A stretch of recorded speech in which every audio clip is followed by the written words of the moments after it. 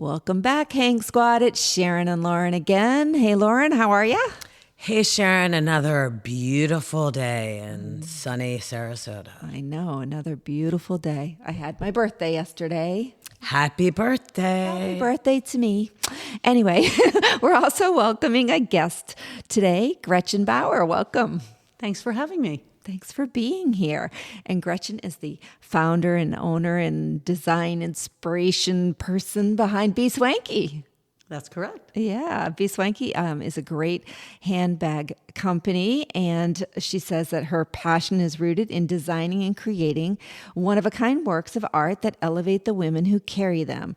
Fearless and bold describe her approach to design. She believes that inspiration can come from anywhere, including the very exotics that she incorporates. She claims, "They speak to me and I choose to listen."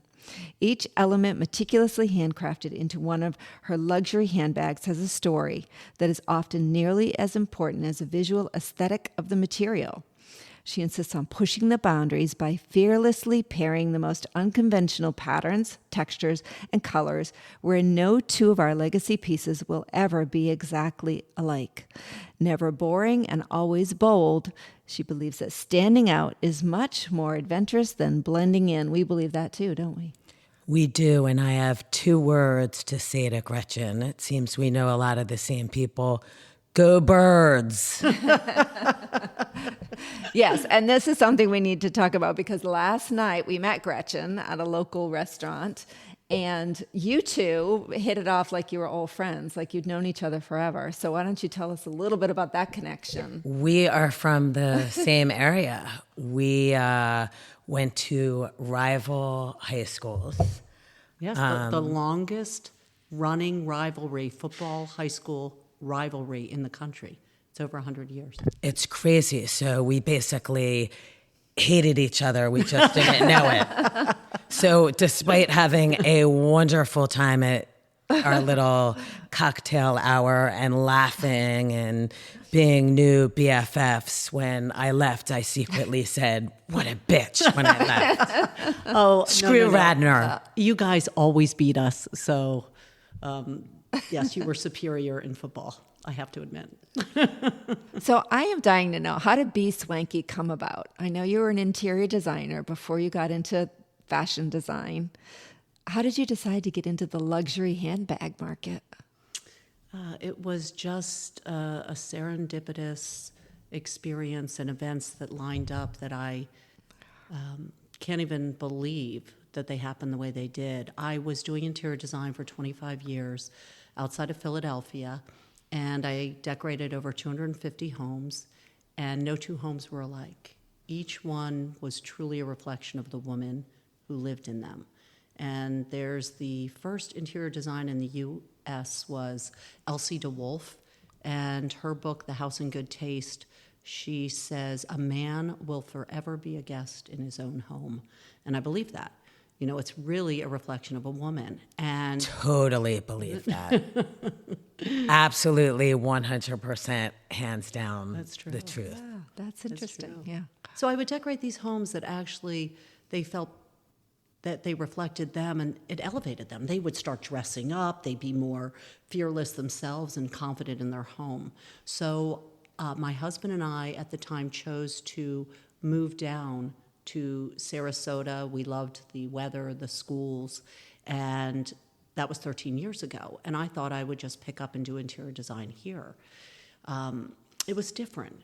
People have a more outdoor lifestyle here. They don't invest the same way in their homes, in the antiques, in the art, the way I saw in the Philadelphia area. Well, since you mentioned that and they don't invest in the same way, I was kind of curious with the clients that you saw out on the main line outside Philadelphia.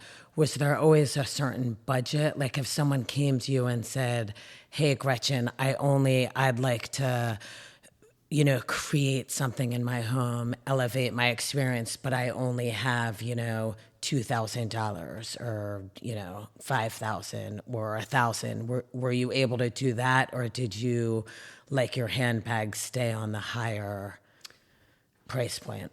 It was primarily the higher price point. It was people that could afford anything that Okay. hired me because I was unique and I would watch their money so they could trust me. Okay. And I would work in the best interest of them because, we had talked about it last night. Good taste costs no more. So it was about incorporating things that were the best interest of them, but they had mostly unlimited budgets. I mean, it was fun. Okay, which I do appreciate because we were at a friend of ours who lives out on the main line, and big, beautiful, 10,000 square foot home. She's done very, very well. And when we were in the home, it seemed as though her designer had the sole intention of just spending all of her money. Like there was nothing cohesive. Everywhere you went, from the plate room to the, wine room to what have you, just looked like there was something in it that was explained in a way that was all about the money. So I appreciate the fact that your clients could trust you to give them the vision they wanted, which wasn't about just spending a ton of money. No, and it's interesting you said give them the vision they wanted. They didn't even know what they wanted until I showed them. And that was what the reward was. I worked for the hug at the end and for them loving their home. And I go back to it was about trust. I would come in after a designer like you just described. And they had had that experience and they were skeptical. And then I'd come in, but it was all word of mouth. And so I go from house to house in neighborhoods, and I loved it. And no two homes were even close to being alike. I had clients that were best friends and said, I don't really like her contemporary home. I love my traditional. And I said, you don't live in her home. So it was a perfect fit for me. And I love changing, and I was somewhat of a chameleon of design, and I still am. I still am. Yeah, well, that's definitely set you apart. I mean, I think I would completely compare that to a plastic surgeon, who needs to. I've had plastic surgery. Everyone listening knows that. I've had my breast done twice, and what I want and what another woman wants are completely different. And I'll tell you, I hugged my surgeon when I was done. I had to talk to him. I kind of knew what I wanted, had an idea in my head, but he helped me formulate that vision. So I think it's remarkable that, you do all of that and you get the appreciation at the end and the person is so completely happy. Yeah. So 13 years ago, you shifted somehow from interior design. Oh, so I started doing interior design down here. I did it for 5 years. Oh, okay. And I was in some of the biggest homes on the water, and they would want to go to rooms to go, and rooms to go is fine. And fine is a 4-letter word to me. I like exceptional, pushing the boundaries we spoke about. So it didn't seem to be a fit, and it wasn't rewarding. And so I kept going on, and I finally came across a house painter, David Rodriguez, that I started working with, and he was amazing. And so we did 5 huge projects, the last one being the largest home in the golf club in Lakewood Ranch. And it was the largest one then. I'm sure it's considered small right now. But that was, this is about 8 years ago. And he, at the end of the job, handed me a tote bag. And he said, my family makes these. My mother wanted to give it to you to thank you for giving me all the work you've given me with all of this painting work. Oh. And I thought, this is just lovely. No contractor had ever given me a gift like that. And I looked at the tote bag, and it wasn't the most attractive bag. It was a green kind of vinyl with leather trim. And I said, thank you. Tell her I appreciate it. I'm grateful. And he said, would you consider selling them? And I thought, well, I'm really not a handbag sale or a tote bag saleswoman. But I said, why do you ask? And he said, my family is in a tough situation. They're in San Antonio, Texas, and they were making these bags in a factory there. And they asked if they could leave the factory. And they said they would set up a home-based workroom. And the owner of the factory said, great, I'll pay you $17 a bag when you return with them. And he gave them the components to make 50 bags. They went and created a beautiful workroom in their home with all these Juki machines that I have that are upward of $6,000 a piece. So they returned with 50 bags to this factory, and the gentleman said, "I'll give you $13, take it or leave it."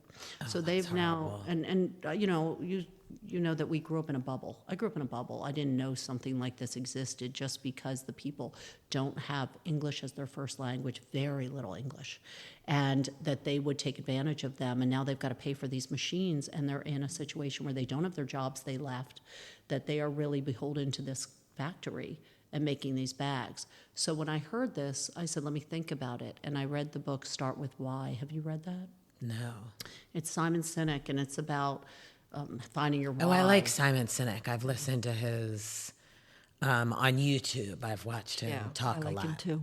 He's great. Yeah. So it's a great read, and it changed my life, where I realized I had lost my why I design and decorate. I was doing it for money, and it wasn't feeling good. And I thought, wow, here's an opportunity in San Antonio, Texas. And serendipitously, my brother was out there living in San Antonio. So I said, I said, I've got to try this. So I called some advisors. They came in from all over the country and met me on Siesta Key, not a bad place to meet. We had beach meetings. And they said, go make a difference, go change the world, go to San Antonio. And so I flew out to San Antonio, and I went 3 miles off-road. If you see the videos of where I was, it was like a third world country. Because these Mexican Americans, even though they were legal, that the family I was working with, a lot of them weren't, and they were hiding. And so by the time I got to the home of this family, they already knew I was coming because I have blonde hair, and I'm driving through this area. I met them. They were resilient, prideful, kind, hardworking, and wildly talented. The only thing holding them back was the language. So I told them, I don't know how we're going to do it. I'll be back, and we'll partner. And 8 years ago, this November, we launched, where I had them make 35 bags, and all of them were bought that night. And I built a building on their property, and I was trying to do it long distance, which without knowing a word of Spanish, except for hola, it was too much. And it wasn't working because I wasn't able to improve and elevate. And that is at the core of our brand, is always making things better and always seeing different ways to approach it. So then what happened? So I ended up asking them to move here, and they said no. And then I said, would you come and train people? So I opened up a facility 7 years ago here in Sarasota, and the women came to us. Like, you'd be surprised how many women have a passion and interest, and men, we have men, that have a passion for creating things and making art and taking pride in it. And the Rodriguez family drove twice to pass the torch and train these people. So did you design the initial bags, or did you have an artist design them? That's such a good question. I worked with a gentleman, Cedric, at the beginning, who was making bags in Orlando. So I drove every other week to Orlando to go back and forth with prototypes. And I knew I wanted to create something unique and different. So if you picture me with my daughter driving to Orlando, then flying to San Antonio, and then coming back, it doesn't really make sense, but it was exciting and it felt right. But he already had the talents and could take my vision and turn it into a beautiful bag. And did you already know from the get-go that you wanted to be in the luxury space? No, we didn't start in that space. Okay. We didn't start in that space. We started in a space where, believe it or not, the bags were absolutely beautiful, and they were coveted by people that could buy anything right from the beginning. So what was the price point then? We were at $350. Okay. And now what would you say? We range from $1,900 to $12,000. Yeah, very different. Mm-hmm. It's about the materials and the craftsmanship. So where did you find your first clients? You said they sold out the first night. I had an office down on Main Street in the Hub, which was the coolest spot. And so I just did an open house and invited friends and people I knew, and they were all bought. And a woman that bought a bag the first night, I met for lunch 2 days ago and delivered her 13th bag to her. Oh, wow. Mm-hmm. She's part of the OG. Yeah, she's obviously a collector. Yes. Yeah.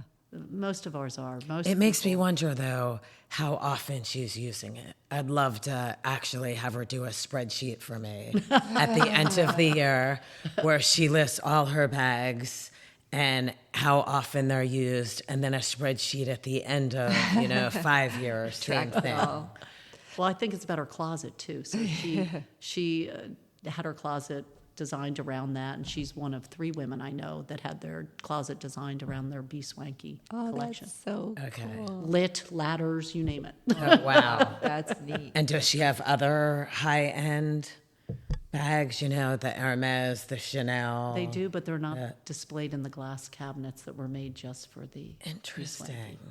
That certainly has to make you feel good. It's great. Right? That's a lot better than fine. Which I have to say, I hate that and think it's a 4-letter word too. If any man ever looks at me when I come down the stairs all decked out and tells me I look fine, I'm going back upstairs Time to change. to change. Yeah. So you said the bags evolved. So what did they start out as? What was your first inspiration? So it was a backpack that turned into a handbag. So I wanted to do something no one else had. Yeah. It's important to me. I don't want to copy someone. I want to be a trailblazer. And so we made a bag that there are over 2,500 of these bags out there right now. And people bought multiples at once. One woman in Naples bought 7 at a time. Of a backpack that could be turned into a Yes, purse. all different materials and exotics. And do you still sell those? No. We do have one in the building. It's something that our direction has gone we've gone in a different direction because we'll do anything custom within reason. And we use such rare exotics, and the size and of the materials based on the width and everything does not lend itself to a backpack. It's more to the silhouettes we're doing now. Yeah, and I don't, to be honest, really see, a lady of leisure who's wearing, a 10-carat diamond and dining with her girlfriends at some expensive restaurant for lunch carrying a big backpack. Backpack, yeah. Yeah.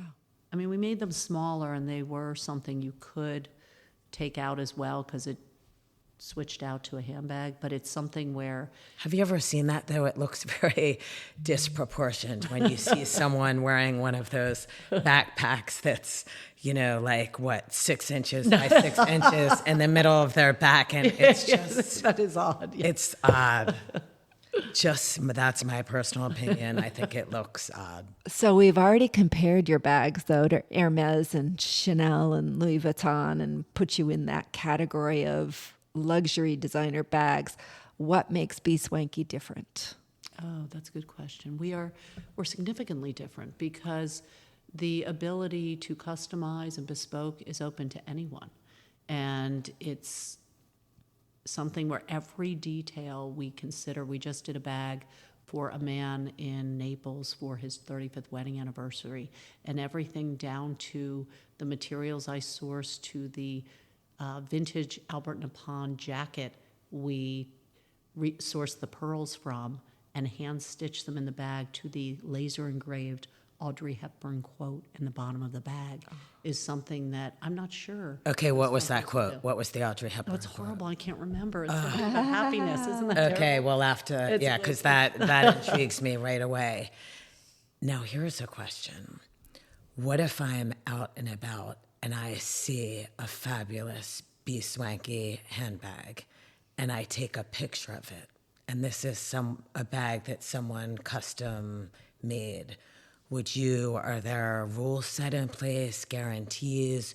Would you make, let's say I'll put myself in that category. Let's say I take all this time and effort to create the bag I want, and someone, would take a photo of me with it and tell you they want, the same that same bag. Would you do that? Do I have any guarantee that someone is not going to remake the same bag I have? Well, no two bags are alike anyhow because of the materials and the patterns. And what I purchase from my incredible sources, I work with small boutique family tanneries.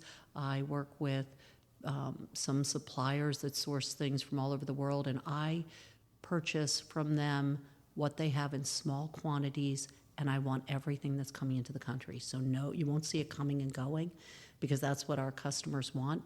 And when we make a silhouette, it's fascinating. The people that I work with, they want to make one-offs.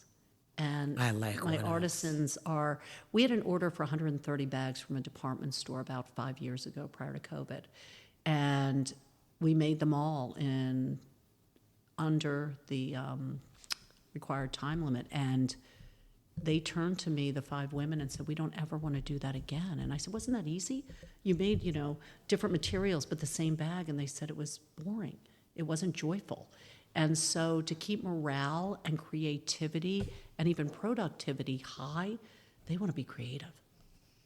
They want to be creative. How many bags do you make a year? It's right now I can't answer that because we've taken such a shift in doing much more customization. And I tell the team, it is not how fast you make that bag. Do not hurry. In fact, that Audrey Hepburn anniversary bag, I'm pretty sure we lost a lot of money on that because I had them do everything. I said, it's all about, you're only as good as your last bag. I used to say I was only as good as the last house I designed. And so, sometimes we will do about 4 a week now, but that's it. I mean, they are so labor intensive, and it depends the silhouette, the materials. Picture this. Okay, ladies, alligator, ostrich, lizard, stingray. We use all of these unique materials. Each one is a different thickness. Each one is a different finish. They take different glue, different thread, different stabilizers. So when we bring in, you saw the fox bag we came out with, all of a sudden we have to test how it's glued, what stabilizers we use, how thick, everything else for that one bag. Now, we'll make another fox bag, but it won't be the same. We'll do different sides on that one. We'll do python and one alligator. So to answer your question, you won't see your bag somewhere else. Are you selling the majority of them in the general Florida area here where we live, like the Sarasota, Naples, sort of Palm Beach area, or a lot outside of Florida as well? We don't sell, people buy. Okay. Well, and that's why the famous statement, people don't want to be sold to at all, but boy, do they love to buy. Yes. That's a famous sales quote. So I was, just being playful because that's what we say, but we're never really pushing a bag to anyone. They come to us. But prior to COVID, we were in 32 retailers, and I had 8 sales reps throughout the country. Okay. And then it shifted. All the retailers closed. So we have a different way of reaching our collectors, and it's basically word of mouth and press and things like this. So thank you very much, ladies. Well, I was thinking in the general, at least Sarasota area, even when I've been out in Palm Beach, Naples, there definitely is going to be a need as you become, you sell even more successful, to have the little purse tables when we dine out. Because you need somewhere to put your bag. Oh, if yes. somebody is spending that kind of money in an investment, an heirloom, you don't want to put it on a floor. You don't want to hook it underneath the bar.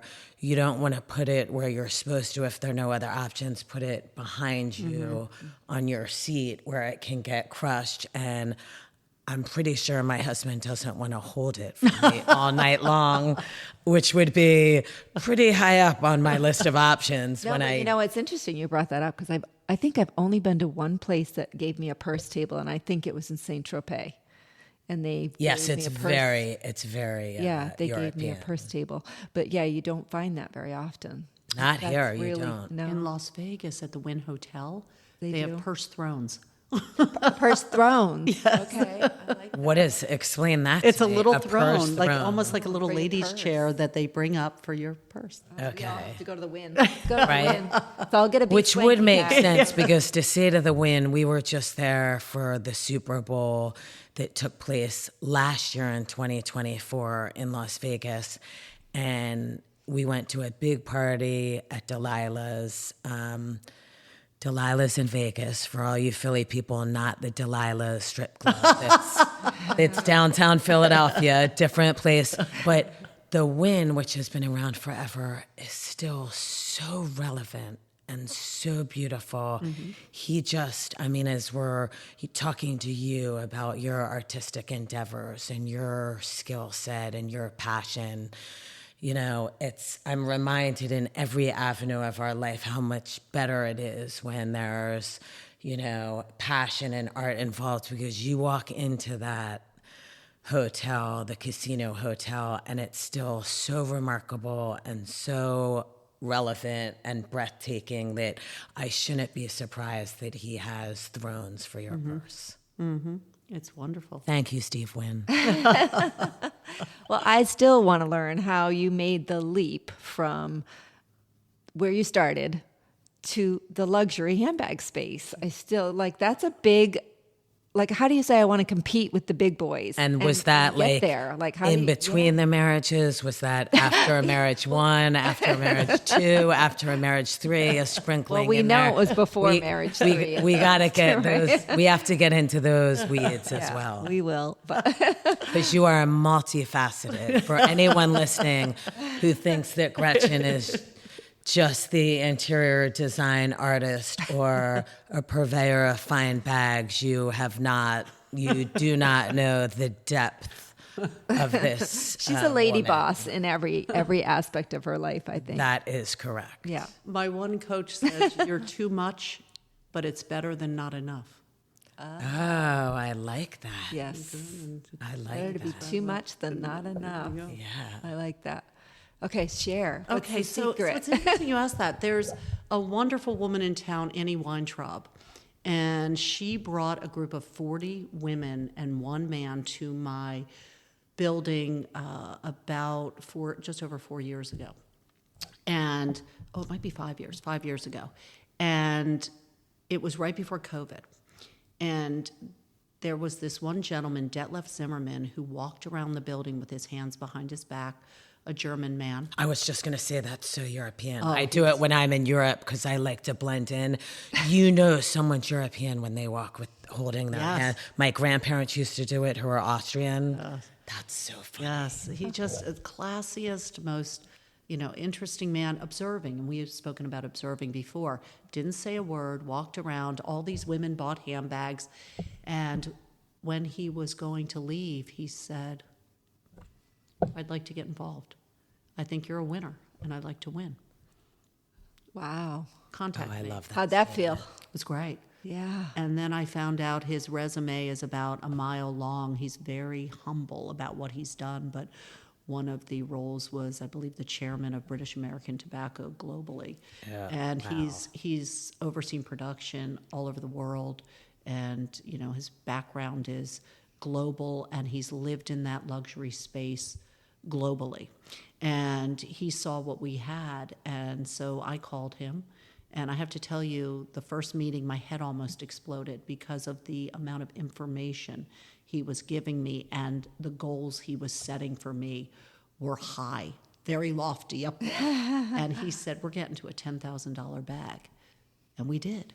But that was his vision. Yeah. He said, but you have to improve the craftsmanship. And that man came in every day for 6 weeks, just popped in to make sure my artisans respected him, they adored him, and they wanted to please him. And so we kept improving. And that is where he started, and I think it's the Kaizen method from Japan, where it's that constant improvement. And we did it. And so his vision was to help me get there. And he said, you've always lived in that world, Gretchen. You know what people want. And I've always had that ability to put things together and to see beauty. And so he just gave me that goal, but he was very influential that way. And when COVID happened, we tapped into the nonprofits. And do you remember all the galas were canceled? So think of these nonprofits with no way to raise money. To make money. And so we started making masks, was one thing. We got a call from the White House. I'm so glad I didn't answer the phone, because I have a voicemail from Giovanna Pence thanking us from the White House. It was, Wow. I'm thinking, don't they have other things to do but call me swanky? But it was lovely. But we started helping nonprofits, and we were able to raise $7,000, $8,000 in 2 hours online with a raffle. And putting our handbags out there. And now I'm proud to say a week ago, we just hit over $1 million with our live auction packages and donations and give back events of raising money That's incredible. That That's is incredible. Thank you for doing that for the community. It's our That's pleasure. It leads to amazing. everything. Giving leads That's to amazing. everything. I agree with that. And I also take to heart you mentioning, always striving to make it better and elevating, because I think that whether you're designing a handbag or you're, trying to win a marathon or do something in your personal life, we should always be striving to do better than we did before. And as someone who does love fashion and doesn't partake a lot in the high-end side of it, but certainly have, sometimes I feel that a lot of these high-end designers have gotten complacent. They just know that their name is out there and that they can sell an item based on their name, and they're not striving to continue to be unique or make something better than it was made before. And I think that we have such a need for that in the, handbag space or any high-end type of space, someone that's willing to continually and consistently elevate not only the product, but the experience. I think you said it right, where they're complacent. They stopped being driven by the beauty, functionality, craftsmanship of their bags, the artistry, and it's the bottom line. So when it shifts that way, they all started with that. Hermes started about craftsmanship, so did Prada and Gucci. And we had a woman, Sally Altraki, who has since moved to California. She came to me about 5 years as well and asked if she could work with me. And she said, I love what you're doing. I feel like I'm in Europe. And she's the former head of international marketing for both Prada and Gucci. Wow. And she came to us. Wow. And she said, this reminds me of the old school ateliers that they had, but they've lost their why. They don't do it for that reason. And what drives me is, I said, seeing a woman open up one of our bags and it changes her life. And they say, how can that happen? Trust me, it does. Where, it's... Explain that, though, in more detail, Gretchen. I think this is very important for our listeners. Explain that in detail with the high, cost of the bag, how it changes their life. So maybe someone can understand the concept who is listening and thinking right now, well, that's a ridiculous amount of money. I could never afford that. So I want you to elaborate on that a little in terms of it changing your life so it makes sense to, everyone who's listening who might be, taking a negative spin on it, that, it's just for the people that have a lot of money and, can own something like that. It's interesting. It's an investment, a legacy piece, but there were two examples that really illustrate this. One gentleman stopped his wife in Dallas, Texas one day and said, have you counted? And she said, what are you talking about? And he said, have you counted? She said, counted what? How many people have stopped you today about your handbag? No. He said, 12. 12 people have stopped you. And she said, that's every day. So if you want to blend in, don't buy our bags.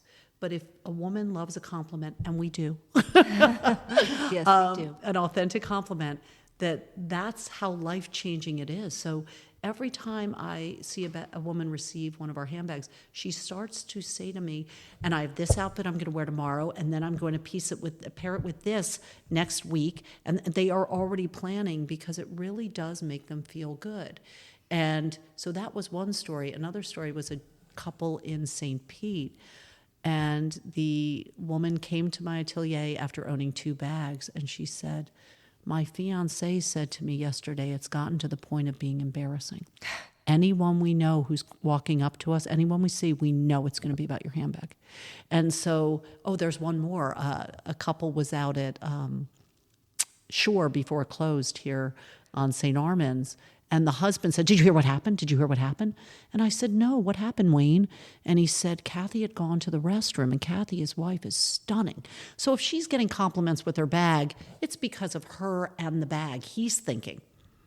He was wrong. She went to the bathroom and left her bag on the table. 2 groups of women came up to photograph the handbag without her. And so he finally got it. I think she has 13 or 14 right now. Wow. And that was where he said, I get it. I understand your brand.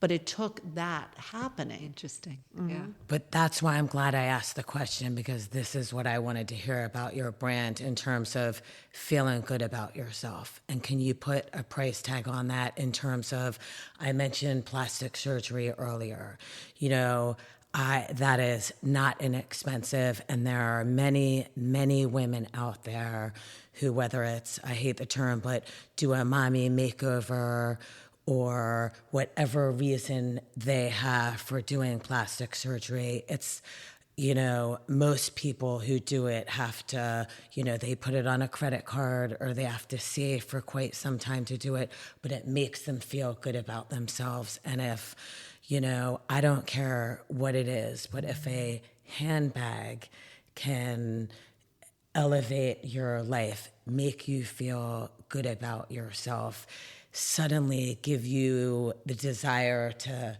dress up and go out with your girlfriends and wear something fancy for lunch. But if nothing else, make you smile, make you forget about the bad shit that's going on in your life, the politics, the cancer, what have you. And it's so much more than just spending a lot of money on a bag. It's the experience you're getting. It's elevating your life, giving yourself an experience.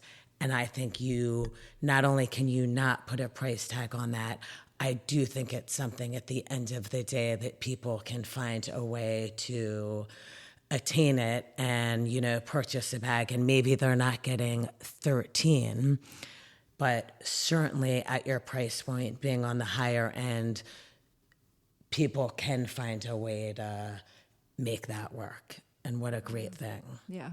I think a lot of people, it matters so much to them about the artisans we have making them. So the artisans, I think one of their favorite things is meeting the final consumer. And in their past experiences, they haven't had that pleasure. So they get thanked. Oh, we get chocolate sent, lunch bought. The collectors love meeting these artisans. And to know that our artisans are paid incredibly well and have joy in the building, and to see that and know there's joy going into their bag versus what you read about other bags. And I think there's one company, I'm not going to name it, but their $3,000 bag, it came out, it cost $45 to make that bag. Wow. And they're paying, a 10-year-old, like $3 a day to be slaving away in a sweatshop. So there you're buying status and a label. Here you're buying truly an artist painting the edges. You're buying someone, mapping the skin out. And these are exotics that are all different to the best way it can be. And to have people, a lot of immigrants working with us, they come from such an idea of getting the most out of something. And I had to shift their mindset and say, it's not whether we can get 5 bags out of this one skin. It's how many perfect bags can we get out of this one skin. So that's what you're buying, is the thought went into it and caring to get the absolute most beautiful work of art for you. How many artisans do you have working for you? Right now we have 5 people in the building. We're looking for other people, but if I have too many people, it becomes less productive. So we hit that sweet spot. I think that Bugatti might only have 20 in their atelier to make $1 million cars, and I think it's hard to reproduce people that work at that level. And it's the same thing we're interviewing. We interview attitude is the most important thing, and then them caring and being able to have the skill set. Let's talk about the asset side of it in terms of right now, there are a lot of people maybe struggling to make money, save money. They want to look towards their future. So the top way to invest right now is probably in art. Your handbags are art. I know that you've proven that, people have purchased bags and it's immediately 20% over what they purchased it for.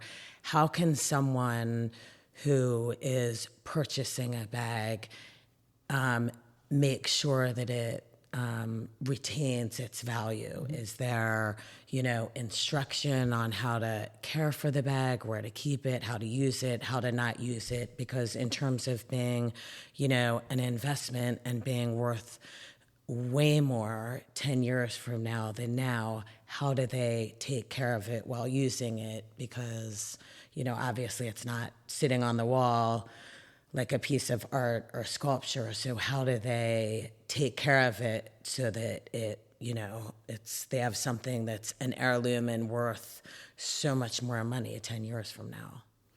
Well, first I'd say people buy our handbags based on emotion. It's an emotional purchase. I watch it, they cry, I see the joy, and I wouldn't recommend anyone start investing fully in handbags just because that's I look at it more as you said, a legacy piece and something. And yes, it is a sound purchase, and it does appraise at 20% over by the world-renowned appraiser Graham Wetzbarger, who is the best out there. He ran the Real appraisals for years, and he works with Chanel, Hermes, all of them.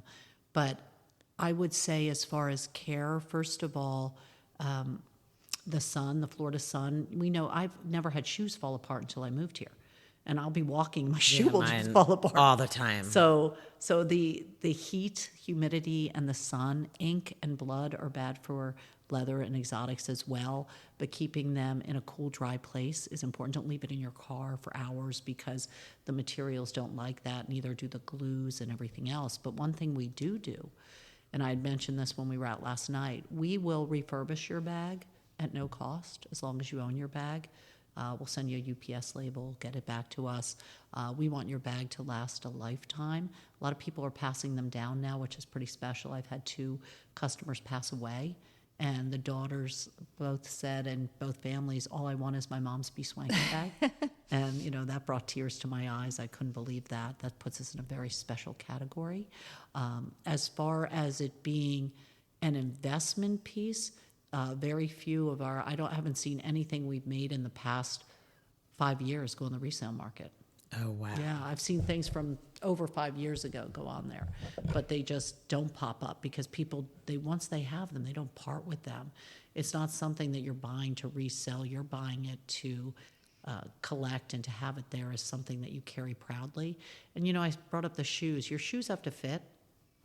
Your clothes have to fit. Your handbag never has to fit. That's right. True. Yeah. That's true. And your shoes can be uncomfortable. Your handbag's not uncomfortable. But I do think it's an important question to ask because a lot of us, when we're buying something with a higher price point, you like to rationalize it. And, if you know that it's something that you would, if you had to be able to sell and make more money, I think that that's but I spend way too much on shoes, and I don't think I'll ever get my money back. Well, shoes I think are different. I will never get You're my money using back. shoes in a way you don't use a handbag. That's true. Like you said, they fall apart much easier. So talk to me about, I know you're microchipping the bags now. So tell me what that's for. So we had Swatch Group come to us about 2.5 years ago, and they are still around, if anyone remembers the swatches from the 80s. And they are an $8 billion company still out of Switzerland. And they created a technology that is in our handbags where you tap the top of the bag and it shares the provenance. So you've got the story of the materials, it shares the price. The so important ownership. So you don't own your bag when you buy it until you request ownership. And then we transfer the ownership and it shows on the bag. And then also we will provide an appraisal where you had mentioned it comes in 20% over, and we attach that appraisal to the bag. So does it protect you from theft? We can't track you. That would be illegal. We have celebrities, assistants have asked that. Are you tracking them? And I'm thinking, I'm so interested where you're going to lunch today. But we're not tracking anyone. But the interesting thing is we've had bags stolen. And in the event that a bag is stolen, it will be marked stolen in red letters on that scan. And that means that anyone that tries to resell that bag is just as guilty as the person that originally stole it. So it protects you that way. So everyone with a BSWANKY bag needs to know that chip is in there. And if they're buying one, that chip, you should be able to read, and it shouldn't say stolen across it. Yeah, that's great. But That's remarkable. But that's something, but you great. can insure it now too with the appraisal, and that's something great that you'll be able to insure your handbag. Yeah. One of the things you said a little while ago was that that gentleman walked in and he looked at you and said, "You're a winner," and he likes to win. And I think everybody once in their life should be told they're a winner. I think that's really powerful. So I'm glad you had that experience because it changed the trajectory of your life. Thank you. In a lot of ways. Thank you. So, and Yes, and yeah. thank him. My gosh, but it meant even more because of how successful he has been. And the word success is very subjective, I think, but he is someone that is so tapped into that world, and to believe that we could achieve that and that I could achieve it and my team could is amazing. And Yeah. I'm so proud of that. Yeah, that's incredible. Yeah, it means a lot more than if a homeless person told you on the street, "You're a winner." So, yes, I get that it does. It absolutely makes a difference who, someone with his pedigree is saying that. And I mean, as we all agree, who doesn't love a compliment? Compliment. I mean, That's right. Especially someone that's connected and can help us get where we want to That's right. go. So, if people want to buy a BSWANKY bag or see your collection, what's the best way to do that? The best way is to contact us, and it's bswanky.com. You can go on our online boutique, which we're updating in about 4 weeks with all the new silhouettes that we have out. So you'll be able to see all of them. Right now, it's been basically a platform just to show the artistry, but usually when we make a bag on speculation, like I have 2 that are coming out Friday that I'm pretty sure that as soon as I show to collectors, they'll go to. So the best way is to contact us directly, and you can work alongside me to design your own bag, or you can see the select bags we have in our gallery. We're in the Meadows here, believe it or not, in a beautiful space, and I have the design gallery, and you can meet and see the artisans working, which is pretty special. that's very special. I want to come to the gallery, but I'm currently looking at 3 bags that Gretchen just brought, and I'm just like, I would take all 3, right? She might as well just leave them here because they are absolutely stunning. So one of them's made out of, what do we have here? Crocodile? Is that what it is? It is. That's a metallic crocodile. Metallic crocodile. That's my favorite. It's a bluish silver And sheen. you mentioned, It's which I beautiful. like, they're all named after places here. I had asked you if that was called a BSWANKY Kelly bag, and you said no, it was a BSWANKY Casey bag after Casey Key, which I love that. Yeah. It's fun. It gives it that. Our roots are here in Florida, Yeah. and Sarasota has been so great to us. So has the entire state, and just the people get us here. It's very interesting, and the people that can buy anything are the people that have continually bought our bags, which is mind blowing to me. That they choose to put the other bags aside and step out in ours. But that one is crocodile, that one is alligator, and that one is python. Yeah, they're all beautiful. And I hear there's also a dildo key, so we may have a future dildo bag, a very high end. They're expensive. I'm just saying, if you want to go buy yourself a nice vibrator. I'll be first on the list for that. I've already You put can get myself one on the all wait list. blinged out. I know. We're already ready to help you sell that one. Yeah, that could be a bestseller. But anyway, you wanted to talk about Gretchen's personal life a little bit. Yeah, So a little. let's- I mean, if you're okay with that. It's interesting. You mentioned that you have been married 3 times. And we've talked to someone on our podcast who changed their last name. She no longer wanted to have the last name of her ex. So I was curious about many things, but did you change your last name any or all of the 3 times you were married? I did, and it's so funny. I just had all these custom suits created, and they said, let's put your name on the inside. I said, oh, it's too long. You include all of them. But yes, and I'm divorced a 3rd time now, happily. Every person came into my life for a reason. I love them all for different reasons. I'm very close with 2 of my ex-husbands. They're friends. Oh, that's great. And I just look at it. It's a journey I'm on. I believe in love. And I'm not done. Thank God. I'm glad you do. So Gretchen How and I sad are, when yeah, someone doesn't believe in them. and we're all about the same age. So I'm curious, what's the dating world like in your 50s here in Sarasota? Is it hard? Are you on apps? Are you how are you meeting I'm not people? No, it's just Friend of organic, friends? incredibly organic. Yeah. I've been asked out twice in parking lots, so now I just hang out in parking lots. I kid you not, it was a good week. Good to know. How about ever get asked out Which in the parking vegetable lots? aisle? Yeah, wait. Like I they wanna know always show in movies? I want to know which parking lots people are. Is it Whole Foods? Is it Sharon, then Scott's not going to allow you ever again in that parking In that lot. parking so lot, we don't no. need to know the parking lot. true? Well, I'm just, but that's the dating scene in Sarasota. We have to go to a parking lot. I think you brought up, what's it called, a meet cute that is from the movies, and they call it a meet cute. You mean the little events they do? No, just the idea that if you, in the movie world, it's called, I believe, a meet cute. Something like where you're that. going to meet in the supermarket or something like that. Yeah. But Yeah, it's always the vegetable aisle in the supermarket. That's Well, my husband and I met at the gym, so that's Okay.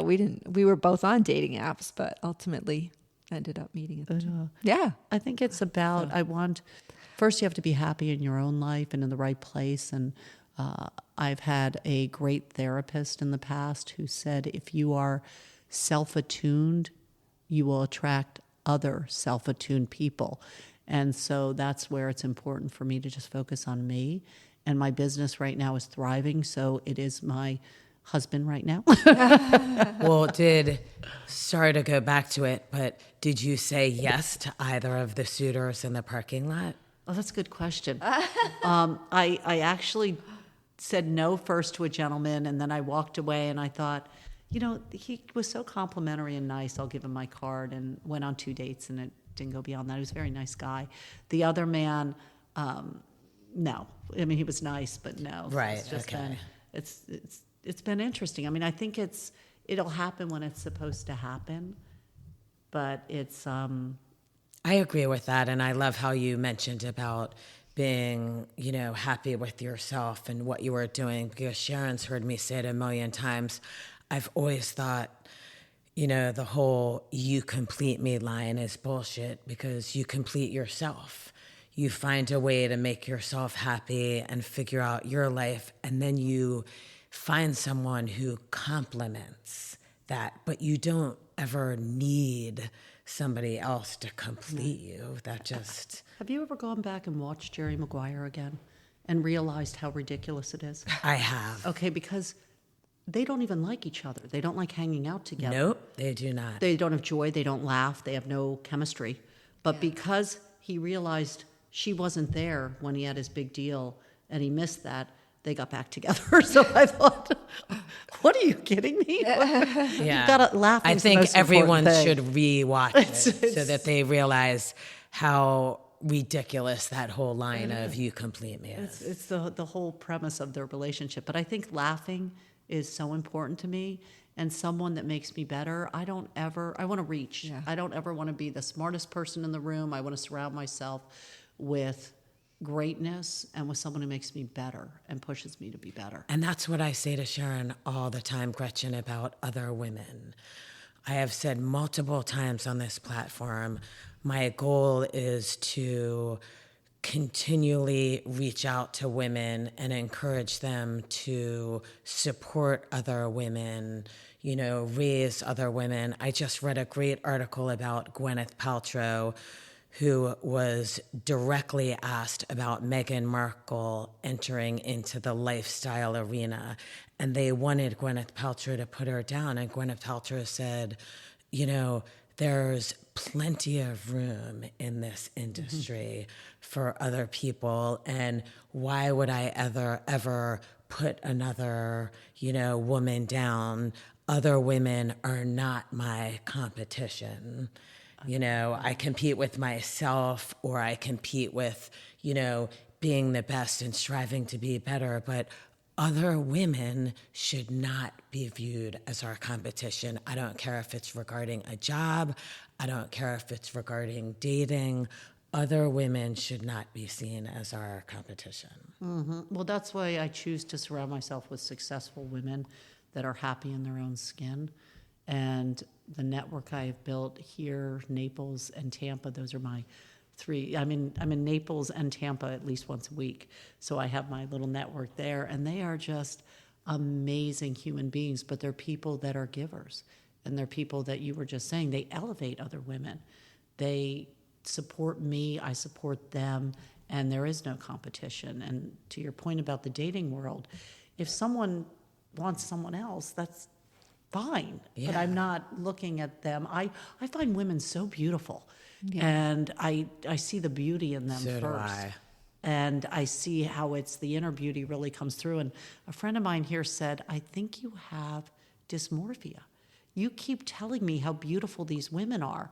And then I see them like Shallow Hal. Like I see, Right. I see the inner beauty and I can't tell. And I said, but it's more about their personality, their energy. You can feel their energy.